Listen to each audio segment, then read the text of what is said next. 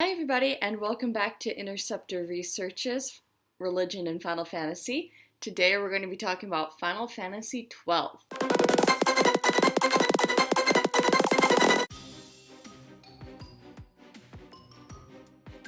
Final Fantasy XII came out 5 years after Final Fantasy X. It was released in 2006, and it's a very confusing game. Let me just start with that preface. It is one of the few, if not only, Final Fantasy games that actually takes place in a different franchise, because it's part of the world of Vagrant Story and Final Fantasy Tactics, neither of which I've played and I don't really know a lot about. So I can't clue you in on that. I have only played Final Fantasy XII and part of Revenant Wings, which is not recommended. Now, Final Fantasy XII, despite being confusing, is a very fun game. It's in my top bracket of Final Fantasy games because the characters are very well developed, the relationships are very interesting, and they're really dealing a lot with loss and freedom and just really meaty subjects. However, it can be very difficult to understand what's going on in relation to the bigger world with your team. Even though your team affects what's going on, I never knew who was in the cutscenes, what they were talking about, anything when it came to the bigger story. Thankfully, Wikipedia exists, so I've read a lot more. And like Final Fantasy XII, or like Final Fantasy X, one of the big enemies is the Divine Council, the Acharya. However, for religion in Final Fantasy, they don't actually count. The religion in this game is Kiltia, and that is kind of Zoroastrian, kind of Christian, because there does seem to be some sort of order, chaos background, but the focus on the religion that we see with the Grand Kiltias and the wedding of Ash and Rassler at the beginning of the game is actually a Kiltian wedding, and we know that because of the prayers used and the prayers used at Rassler's funeral. They have the invocation of Faram, which is the way that the Kiltians end their prayers, and it is also the name of the god of light, so kind of the main god, Faram. We don't really know too much more about it because they are not the central part of this game. We learn a lot more about the Acharya, who aren't known to the world, versus the Kiltias, which is a known religion that has multiple churches, it has prayers for weddings and funerals, it has a belief in the afterlife, and we actually get to see those in game, which is really fun and really cool. But outside those couple of cutscenes and your discussions with the Grand Kiltias, we don't know a lot more about the theology. They do seem to be very well respected. The Dynas King Wraithwall, who started the Dalmascan line during an important part of history, he entrusted the Grand Kiltias with a sword that could cut a crystal, and we're just going to use the term crystal. Nethicite is the term they use, but it's essentially a crystal like other crystals in Final Fantasy that contain a lot of powers. And in 12, you are trying to gain Nethicite to defeat the Empire, but then it turns out you don't actually want to gain Nethicite, because if you use Nethicite, you're going to be controlled by the Acharya, and the Acharya just want to control human history. Yeah, that happens. So let's focus briefly on the Acharya. They are not well known in the world, so there's not a religion to engage with them or to call upon them. But they are a very powerful race, and they refer to themselves as God, and the shards of crystals they give to others are called deifacted Nethicite, which means God-made Nethicite. So they really build themselves up really well, which I guess if you're immortal, you have time to do that. And they do seem to be pretty immortal.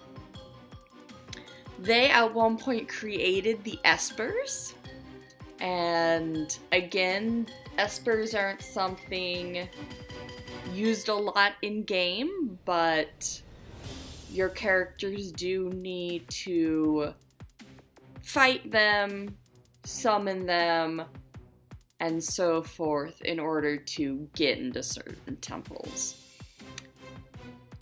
The Espers, after they were created, rebelled because they thought they were just as good as the Acharya, and they probably are. But they still lost, and they are still trapped for all time. Fun times. So they're kind of like a fallen angel kind of thing. But the Acharya, they're super micromanaging, right? They want to appoint certain humans to do certain things so that history will go the way that they want it to. They appoint the main character, Ash, to be their saint, and by that it means the person who will do their bidding and make history go the way that it wants to. So Ash is the one herself who uses the word saint. She's like, I won't be your false saint. Arr. And so it kind of understands the human concept of saint as someone with a close relationship with God and able to do God's will. But the Acharya don't really respect free will, and they refer to the one who just agrees with them, Vanat, an Acharya, as a heretic.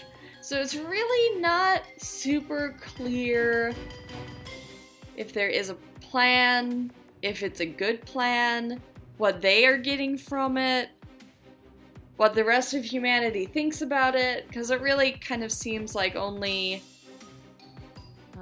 Sid, your party, and Vane know about the Acharya.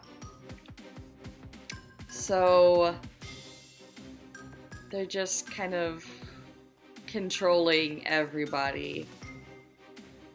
And maybe they do know best? But if they're gonna let Vane be king, well, I guess that was Vanat's fault.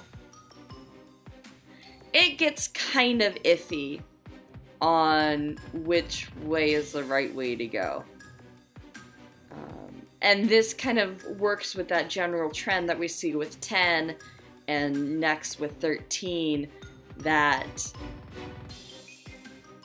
the people who seem to be gods, people like the Acharya, Sin and Yevon, and the people that we'll see in 13, they don't seem to have the best interest of the people in mind, which, granted, is not a requirement for being a god. Right?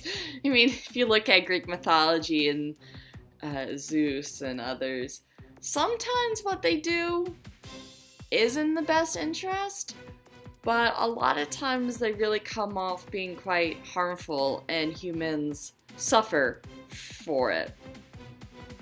So the Acharya kind of, it's not really clear what's going on. I mean, they're not good. They're manipulating people, they're using their memories against them, they're not being honest. I mean, they're not good. Whether or not they have the best intentions for people in mind, I'm not sure. It might just be what they want to handle. It's been a while since I played the game, and I didn't understand the game when I played it.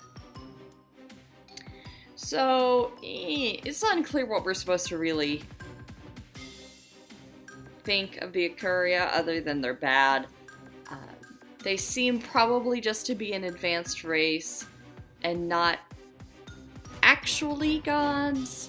And the reason that I say that is because it seems like in-game they used to live on Earth with everyone else, just as another race on Ivalice. And they decided, we're immortal, forget this, we're gonna make ourselves into God and try and get people to do what we want them to. Which makes them not actual gods. So that's my theory. There's also no religion to them, which is weird. Because gods, actual gods, whatever their religion, mythology, they like worship. They like people knowing who they are. The Acharya don't. Right? And that's implied in its name itself. The Final Fantasy Wikia wasn't sure where Acharya came from. But I would say it has to do with to be invisible. And I don't know how to say the word occluded. To be unseen. They are just in the background pulling the strings, which is really bizarre. But thankfully we do have that other religion, Kiltius. They seem okay. I don't know. And it does seem to be the dominant religion. And I don't know that people mention any other religions or we see any other religious practices. Maybe the Garoof do. But Galoof? Not Galoof. Here's some Final Fantasy V. Anyway, so that's religion in Final Fantasy XII. It is still a big and important part, like in 10. But unlike 10, nobody else knows what's happening. Like, literally, I think only 8 people in the world know what's going on. So not actually a religion. 13 will go kind of somewhere in the middle. But you still manage to kill them, so... I always roll my eyes, because although in some religions, sometimes you can kill gods, it is very, very rare. So if a divinity is being killed, they probably weren't divine to begin with. Yeah, that's all there is to say about that. So, thanks for watching. Everybody take care. Next week, everyone's favorite, Final Fantasy XIII.